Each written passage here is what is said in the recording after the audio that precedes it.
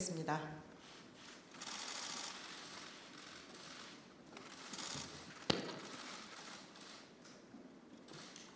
그간 우리 정부는 대법원의 강제징용 판결과 관련해서 일본이 취한 경제보복 조치를 철회할 것을 지속적으로 요구했습니다.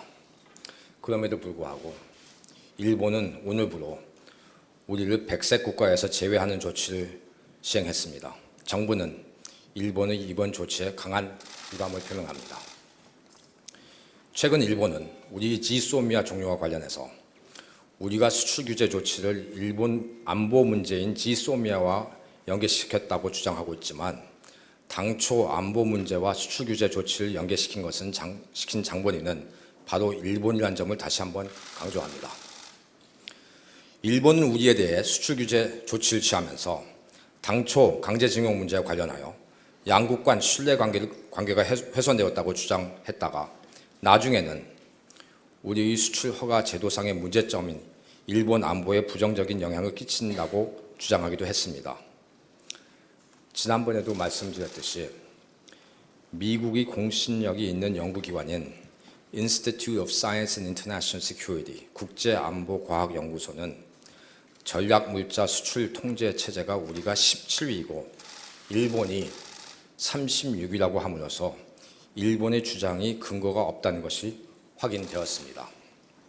또한 일본의 지도층들은 마치 우리가 국제법을 지키지 않는 국가로 신뢰할 수 없다는 점을 제기하고 있습니다. 더군다나 최근 아베 총리는 우리에 대해 신뢰할 수 없다는 국가라는 점을 최근 2번이나 언급하면서 우리를 적대 국가 같이 취급하고 있습니다. 다시 강조하지만 한일 지소미아는 양국 간 고도의 신뢰 관계를 기초로 민감한 군사 정보를 교환하기 위한 것으로 일본의 주장처럼 한일 양국 간 기본적인 신뢰 관계를 훼손된 상황에서 지소미아를 유지할 명분이 없습니다. 특히 고노 외상은 어제 정례 기자회견에서 한국이 역사를 바꿔 쓰려고 한다면 그것은 불가능하다고 언급하였지만 역사를 바꿔 쓰고 있는 것은 바로 일본입니다. 우리 정부는 1965년 청구권 협정을 부인한 적이 없습니다. 우리 정부는 일관되게 일본 정부, 군 등 국가 권력이 관여한 반인도적 불법 행위는 1965년 청구권 협정으로 해결된 것으로 볼 수 없고 따라서 일제 강점기 강제 동원 피해자 개인 손해배상 청구권은 여전히 살아있다는 입장을 유지해 왔습니다. 작년 대법원 판결은 이것을 확인한 겁니다. 일본 정부는 우리 정부가 대법원 판결을 시정할 것을 요구하고 있습니다만 이러한 요구는 사법부의 독립성과 삼권 분립의 원칙을 무시하는 것으로서 민주주의 국가에서는 사법부에 대한 정부의 간섭은 있을 수 없습니다. 일본 외무성 조약 국정이 1991년 8월 27일 1965년 한일 청구권 협정으로 개인 청구권 자체가 소멸된 것이 아니라는 입장을 표명했습니다. 또한 2차 대전 중 사이베리아에 억류되어 강제 노역을 당했던 일본인의 개인 청구권 문제에 대해 일본 스스로도 1956년 체결된 일본 소련 간 공동선언에 따라 개인 청구권이 포기된 것이 아니라는 입장을 표명한 바 있는데 일본은 지금 이러한 입장을 바꾸고 있는 것입니다. 어제 이낙연 국무총리께서는 한일 지소미아 종료까지는 3개월이 남아 있으므로 이 기간 중 양측이 타개책을 찾아 일본이 부당한 조치를 원상 회복하면 지소미아 종료를 재검토할 수 있다는 점을 언급했습니다. 공은 일본 측에 넘어가 있다는 것을 다시 한번 강조합니다. 이번 한일 지소미아 종료 이후 미국이 이에 대해 실망과 우려를 표명하면서 한미 동맹 균연을 우려하는 목소리가 있는 것으로 알고 있습니다. 지난번 브리핑에서 제가 설명해드렸습니다마는 미국은 한일 지소미아 유지를 계속해서 희망해 왔기 때문에 우리의 지소미아 종료 조치에 대해 실망을 표명하는 것을 이해할 수 있으며 그러니까 우리가 이해할 수 있다는 겁니다.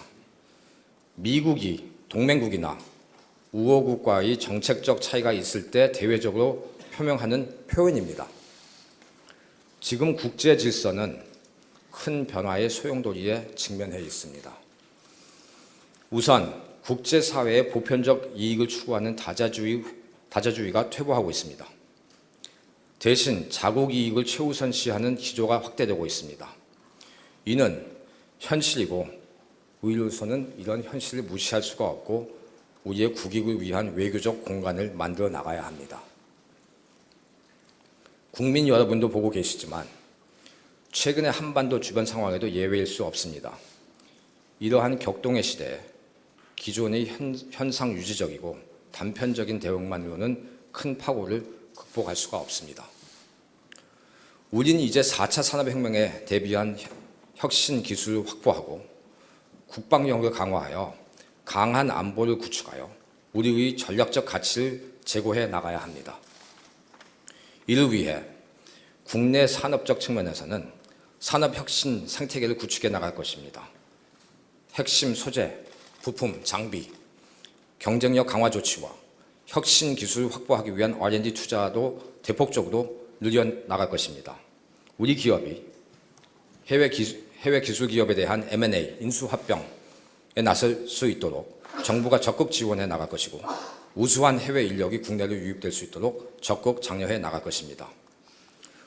우리가 스스로 핵심 기술에 대한 자립도를 높이지 않으면 언제든지 외부로 인해 우리 경제가 위험에 노출될 수 있다는 것과 마찬가지로 안보도 우리 스스로 지켜낼 수 없다면 언제든지 위험에 노출될 수밖에 없습니다.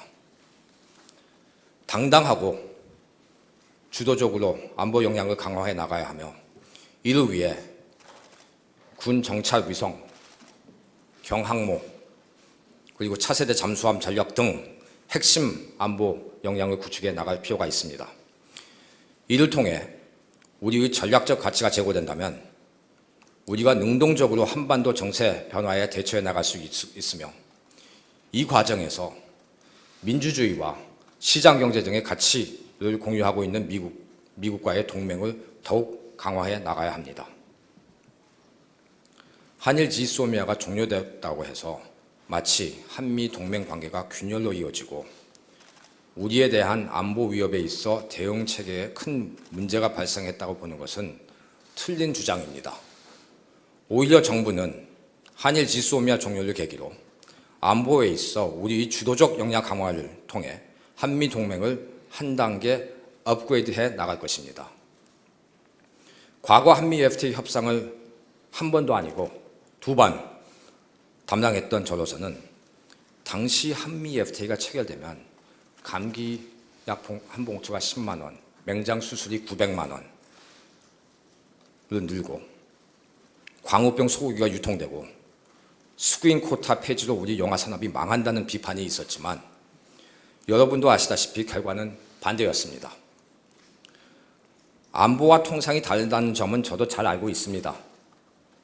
그러나 지정학적 요소는 예나 지금이나 똑같습니다. 중요한 것은 큰 전략적 목표를 갖고 당면 현안에 대응하여 결과를 창출해내는 것입니다. 우리의 지정학적인 가치와 안보 역량을 과대평가할 필요는 없지만 과소평가할 필요도 없습니다. 한미동맹은 민주주의, 시장경제 등 공통의 가치관 기반으로 지난 66년간 굳건히 뿌리를 내린 거목입니다. 한일 지소미아 문제로 인해 쉽게 흔들리지 않습니다. 한미는 물론 한미일 공조 필요성에 대한 우리의 확고한 입장은 변함이 없습니다. 우리에 대한 자의적이고 적대적인 강제 보복 조치로 한미일 관계를 저해시킨 것은 바로 일본입니다. 광복절 경축사에서 우리 대통령께서 언급했듯이 일본은 우리가 내민 손을 잡아줄 것을 기대합니다. 정부는 현 국제 정세 흐름을 감안하여 우리의 전략적 입지가 제고될 수 있도록 당면한 외교 현안을 종합적 측면에서 다뤄나갈 것입니다. 이러한 우리의 외교 안보 전략이 미국이 동맹국에게 기대하는 안보 역할 확대에도 기여해 나갈 수 있을 것이고 이를 통해 한미 동맹은 한 단계 더 업그레이드 될 것입니다. 이상입니다. 감사합니다.